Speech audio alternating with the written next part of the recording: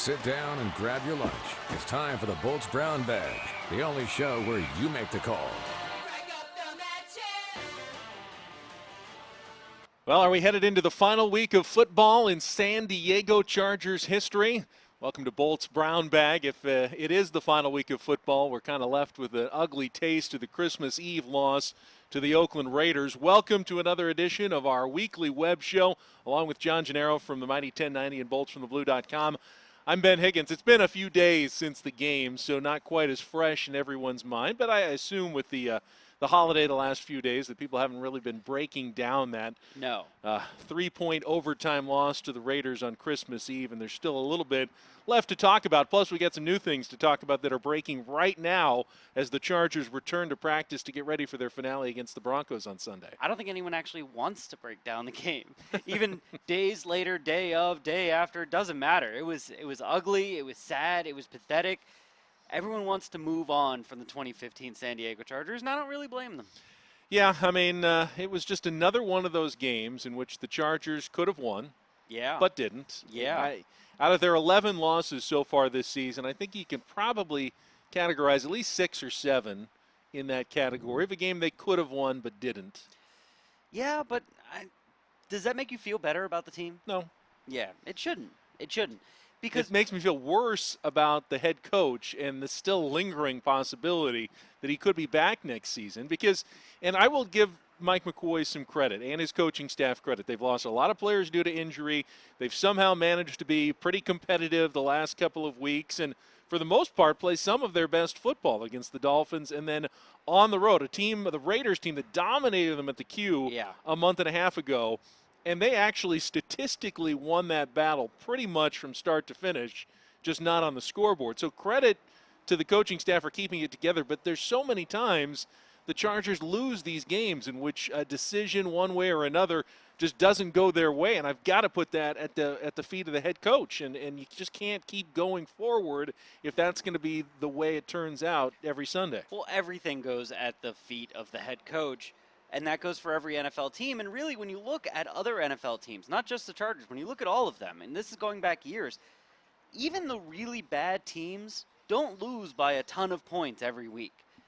Almost all NFL games are within 10 points. The Jacksonville Jaguars have lost 8 games this year by less than 10 points. So bad teams will consistently lose close games and occasionally get blown out.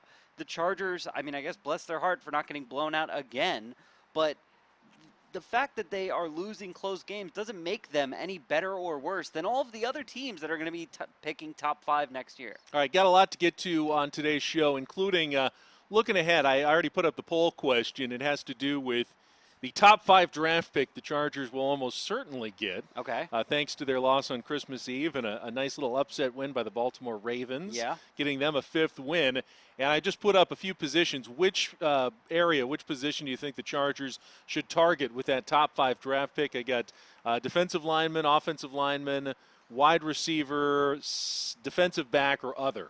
Okay. Is what I have. And I already got some responses, including a 619 sports junkie who says a stud defensive tackle to anchor the D. I don't think either of us would be upset if that was the direction that the Chargers went right there. What's your initial thought? Well, when it comes to the draft, I always look at, first of all, I don't technically usually discuss the draft until after free agency. Because while those all may be positions of need right now, they're not all going to be positions of need after free agency. The Chargers are going to sign one of those positions.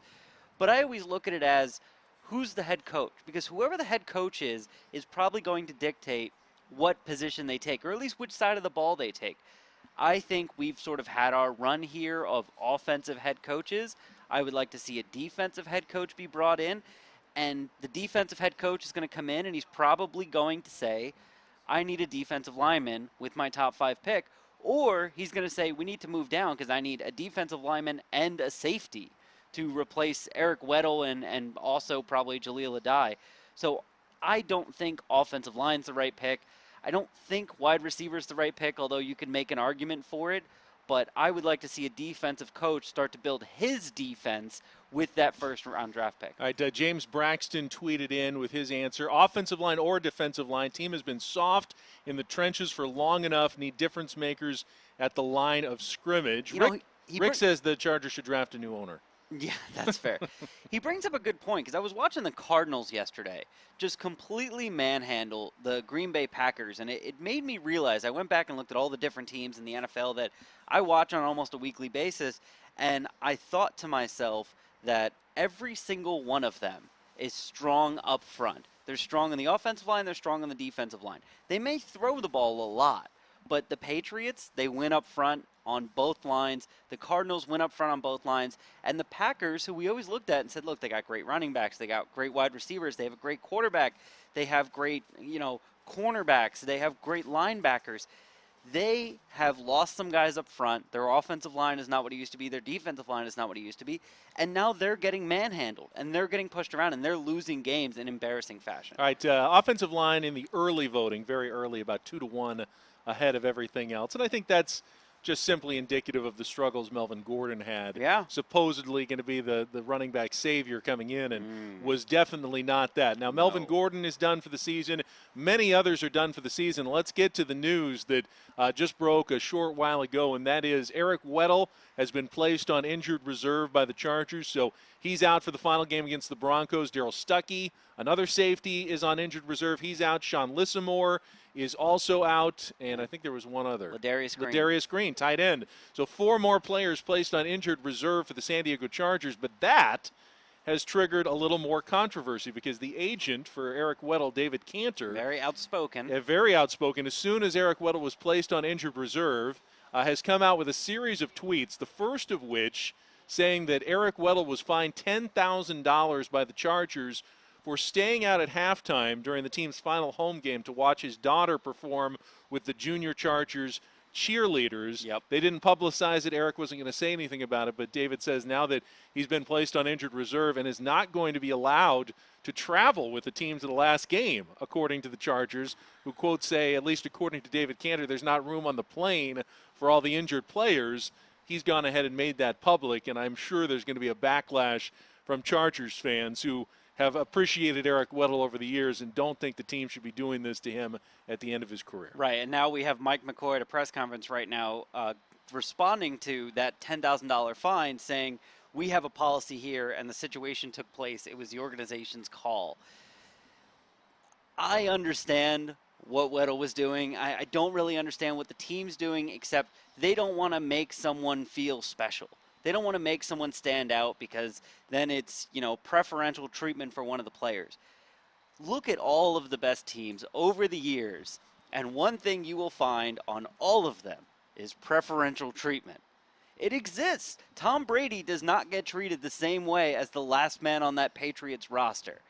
Antonio Gates, Phillip Rivers, they probably could have done this. I think this is a response to Eric Weddle's stance against the team last offseason, his anger with the team that he went public with along with his agent. It's interesting because you didn't have to do it. You could say we're not giving special treatment. Our policy is that all players have to be in the locker room at halftime unless the defense is pitching a shutout and your daughter is performing with the Chargers girls, a team-sanctioned performance at halftime, and then it's okay, we'll let it slide. I don't think there's any other players in the locker room who will say, well, he didn't have to come in. Why did I have to come in? I don't think anyone else wants to stay out at halftime, especially when the game is going so well. And he didn't stay out for the entire halftime. And most of the time when players go in at halftime, that first half of the time allotted is players taking showers, changing uniforms, catching their breath, getting their mind together. Okay, so he missed that part. It's not like he missed the coach's speech. It's not like he missed defensive adjustments. It's not like he played poorly before or after. The guy just wants to be a father. He just wants to be a good father. And they're making him choose the team that has spit in his face repeatedly over his own family. It's ridiculous. And if you want to make the argument about, well, you got to be there for the coaching adjustments, whatever the defensive coordinator has to say, Michael Gelkin of the UT says he asked players, and basically the speech was, good job, keep it up. Yeah, which it should have been. The defense was playing fantastic that day.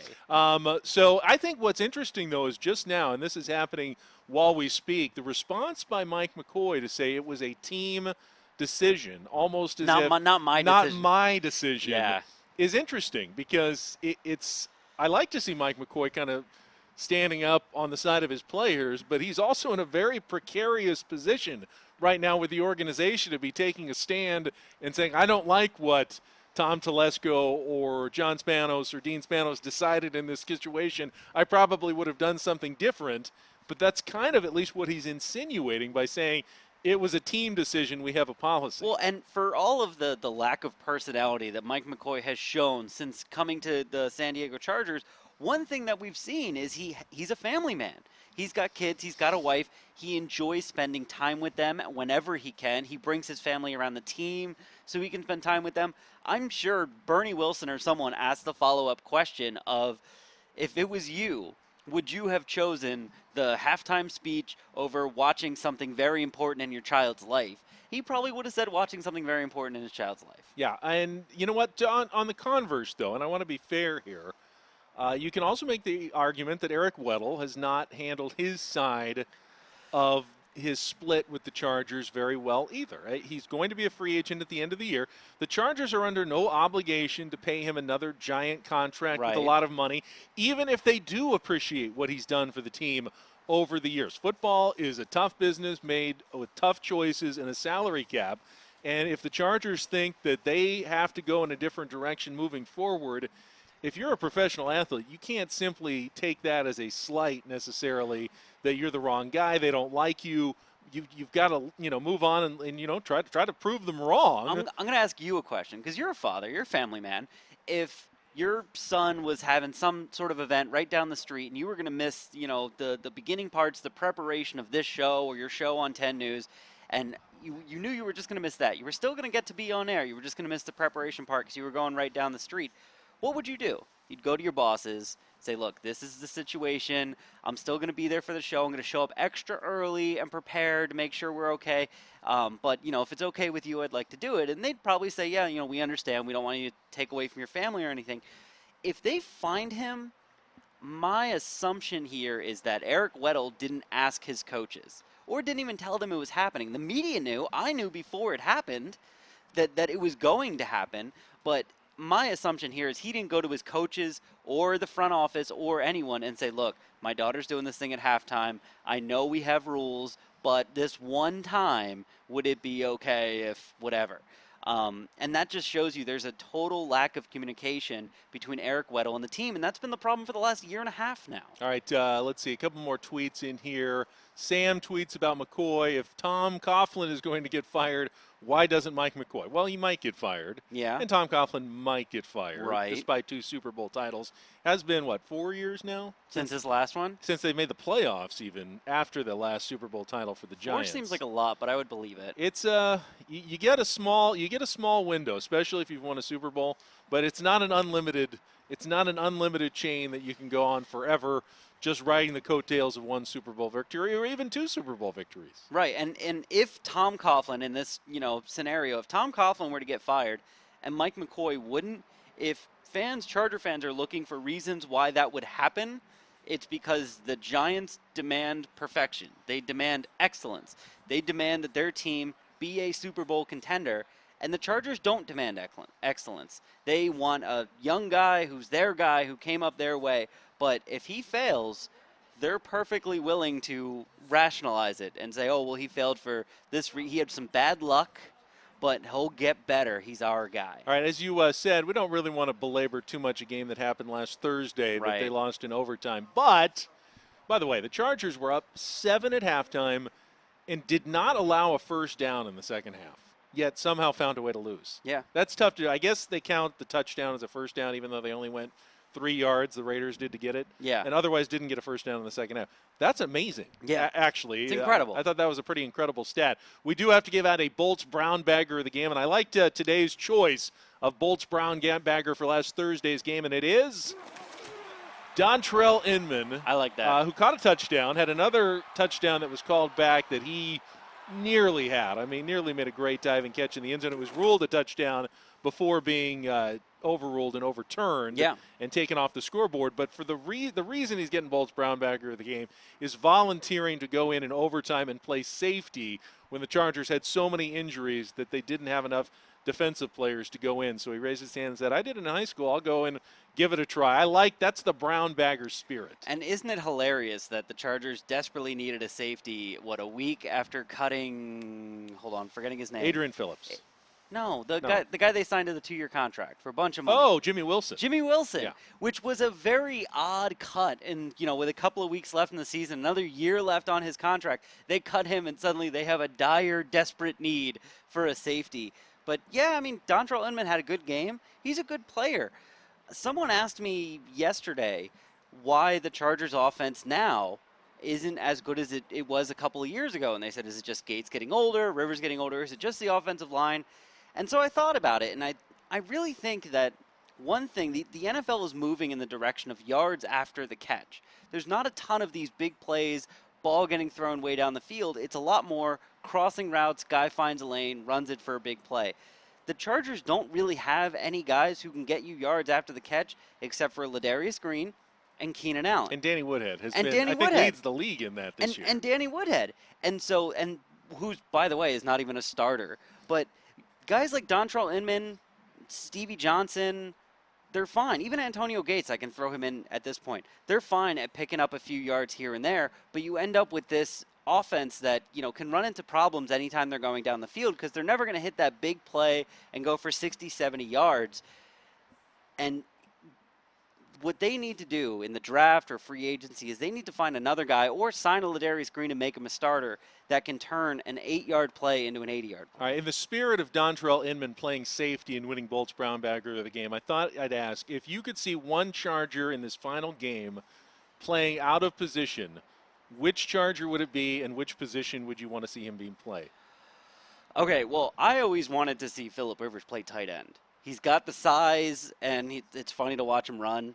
And I think he would understand it enough where he'd find ways to get open, and he would fight for that damn ball. It would be endlessly entertaining, although I'd be worried about his health and all of that. I've always had this weird obsession with the nose tackle position because a lot of people believe if you can get lower than the guy you're facing, you can win that battle almost every time. I'd like to see Danny Woodhead get a shot at just going lower than the center and the guard in front of him, because he could. He's the lowest guy to the ground. I'd love to see him get lower than the guy in front of him and see if that helps the defensive line or not. I thought one of the most amusing moments of the season against the Chargers came when Dontari Poe scored the touchdown. Ran for a touchdown. Now, I don't have any defensive linemen necessarily that I'd pick for the Chargers, so I would like to see DJ Fluker come in at fullback or running back and go in for a 1-yard touchdown just to see his reaction.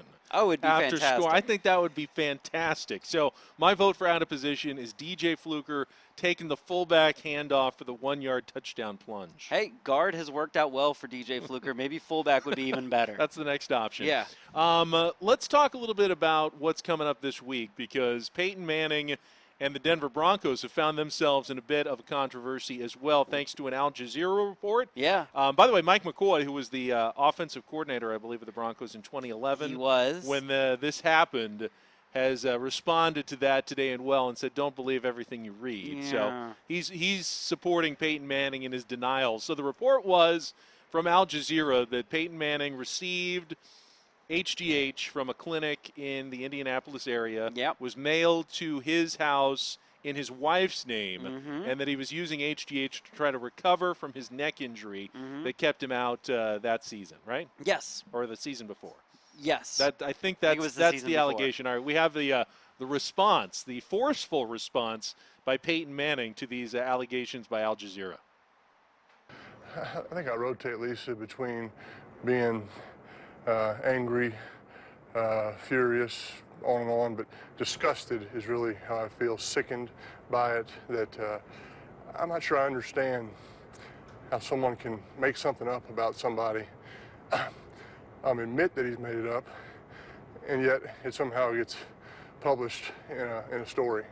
I don't understand that. Maybe you can explain it to me, somebody else can. So it's completely fabricated, complete trash, garbage. There's some more adjectives I'd like to be able to use, but it really makes me sick. Makes me sick that it brings Ashley into it, her medical history, her medical privacy being violated. That makes me sick. I don't understand that. And what hurts me the most about this is that whoever this guy is, this slapstick, trying to insinuate that in 2011 when I, more or less had a broken neck. I don't know, 4 neck surgeries, broken neck. I'm not sure.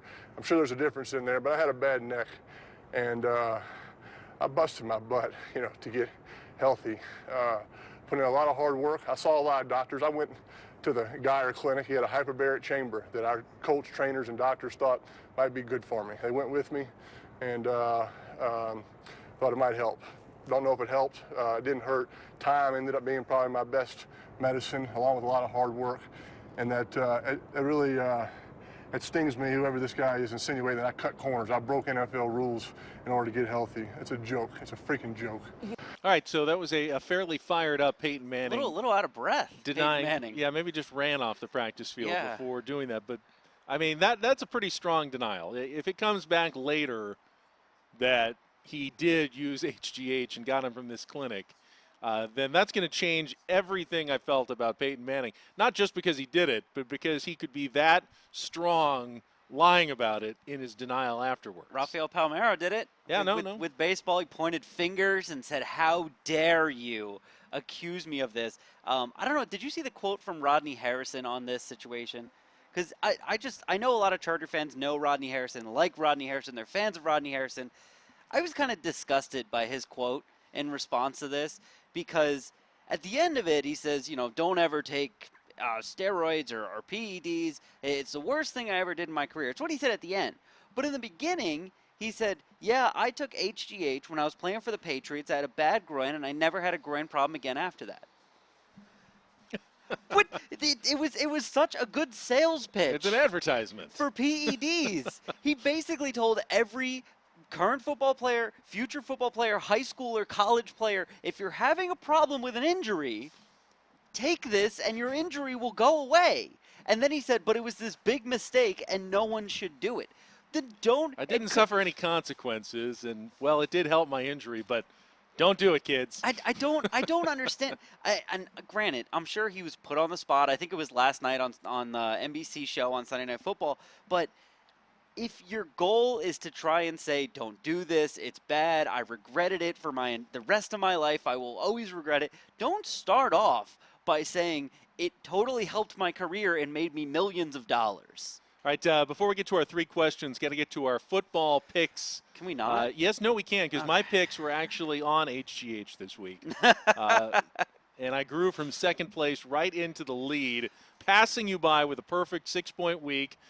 Chiefs, Vikings, Bears, 1, 2, 3, up to 53 points. Now, I'm not officially in the lead because you still have your 3-point pick. How do we do tiebreakers? For the Bengals. We're going to need to figure out tiebreakers. If the Bengals win Monday Night Football over the Broncos, we will be tied going into the last week. Chris Ello, who will be in for you next week here, is not out of it at 49 with 6 points available every week. He's in third, but he's still in the play going into the Week 17.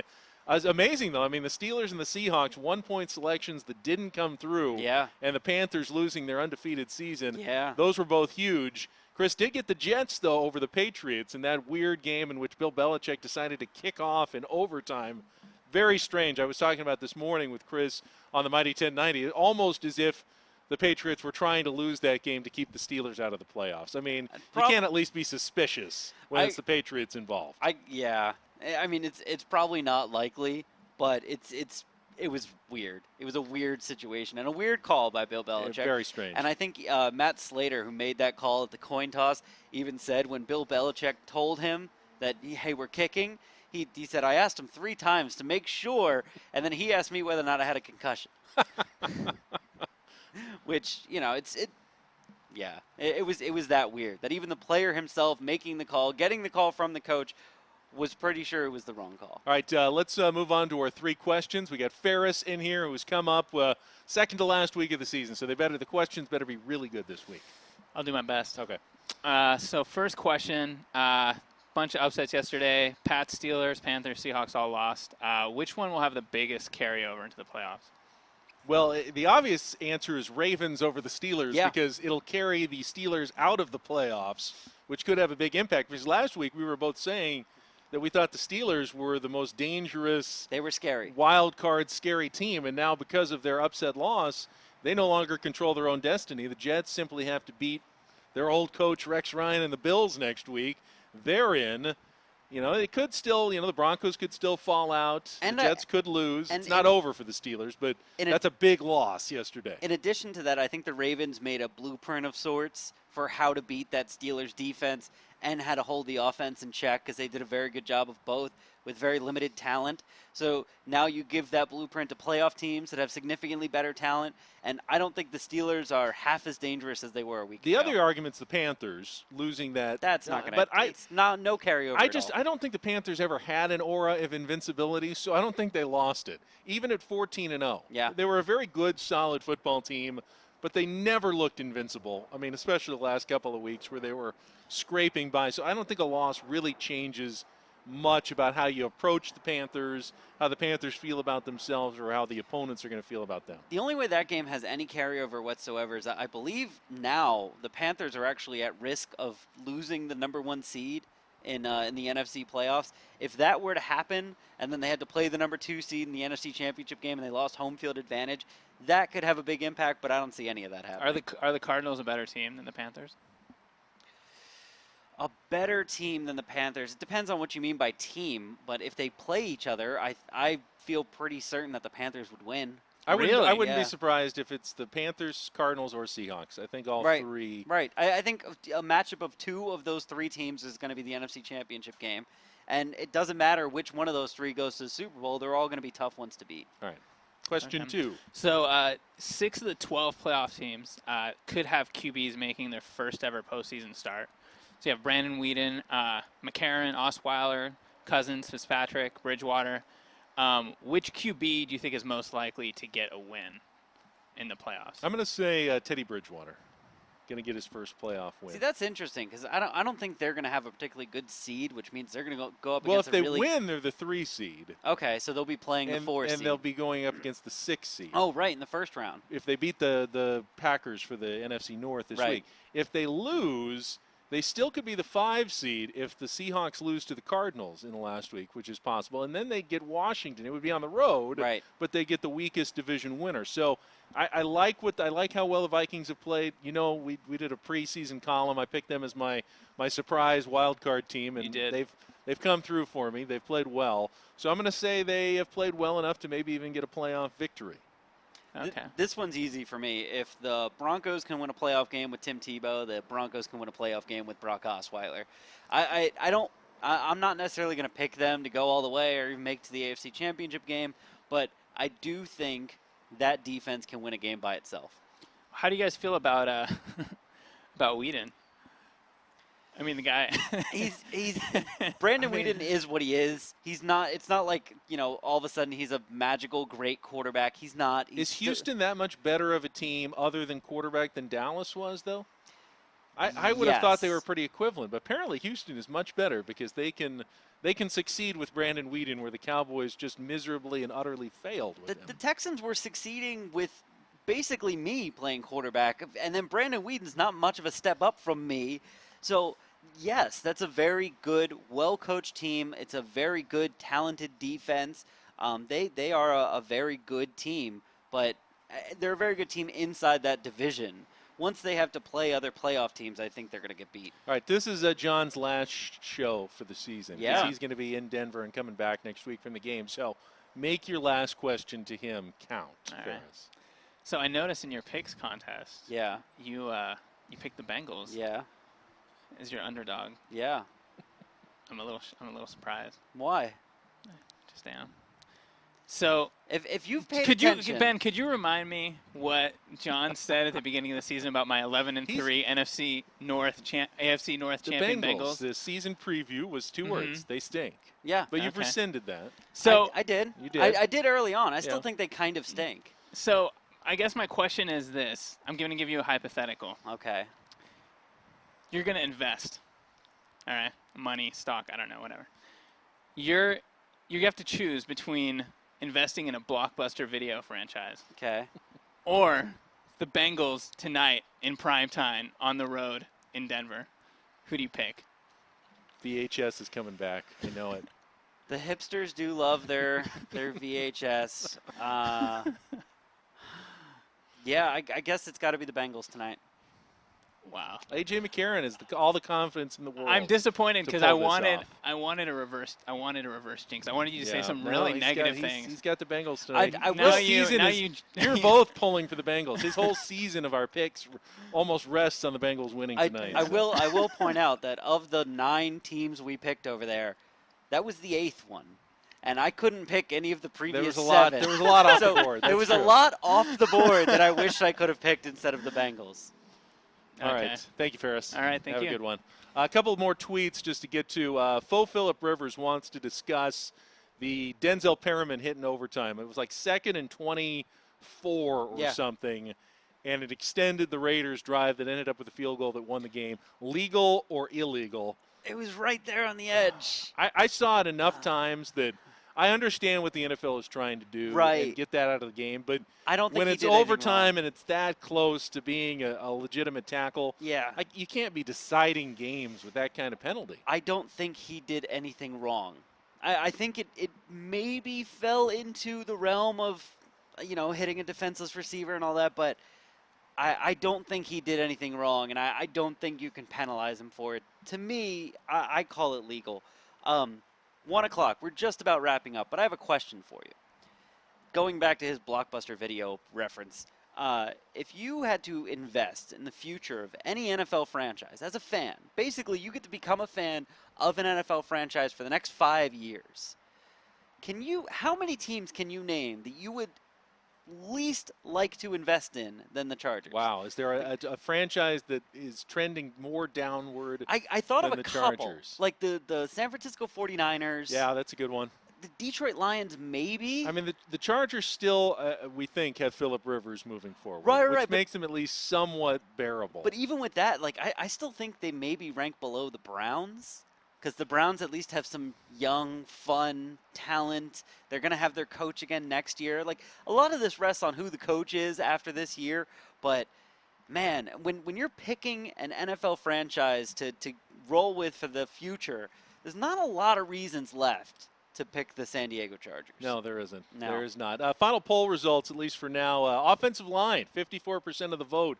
That's where the fans think the Chargers should direct their top 5 draft pick coming up in May. 38% defensive line, 8% other. Didn't get much love for a defensive back or wide receiver. Nah, that's okay. All right. You can find those guys as free agents. Last thing as we look ahead to the final game against the Broncos on Sunday. Sam tweets in, how awesome would it be if the Bolts bumped the Broncos out of the playoffs and put the Steelers in? Well, if the Broncos lose tonight, it's possible, because then the Chiefs would control their own destiny to win the AFC West, which means a Broncos loss next week. The Jets and the Steelers could be your wild card teams, and the Broncos could miss the playoffs entirely. It gives the Chargers something to play for. I know it's just a spoiler roll. Well, as my good friend Ben Higgins said earlier this morning, I'd rather not see Mike McCoy get that kind of job security. If they beat the Broncos in convincing fashion and bump them out of the playoffs, there's going to be this swell of people at the end of the year saying, well, if they can beat this team with all the injuries they have, imagine how good Mike McCoy will be next year with luck on his side. All right, promotional announcements as we finish up the show. First of all, you can catch John Gennaro this afternoon. 3 o'clock to 6 o'clock on the Mighty 1090 with Craig Elston, filling in for Scott and BR. You're on right after the Military Bowl. We are. You will join me on Wednesday morning. I'm in all week on the Mighty 1090 in the morning show, 6 to 9 a.m. in for Dan Cilio with Chris. But Wednesday you're going to be in because he's traveling to Wyoming for a little women's basketball. Yes. So if you like our show now, you're going to love 3 hours of it. Absolutely. On Wednesday morning before dawn. And then next week, you're, as I said, traveling to Denver, so Chris will be in for John. So we want to thank John for an entire season of Bolts Brown Bag. It's been a lot of fun. It has been a lot of fun. I appreciate you having me on. All right, great. Thank you, John. For John Gennaro, I'm Ben Higgins. Thanks for joining us on another edition of Bolts Brown Bag, only here at 10news.com.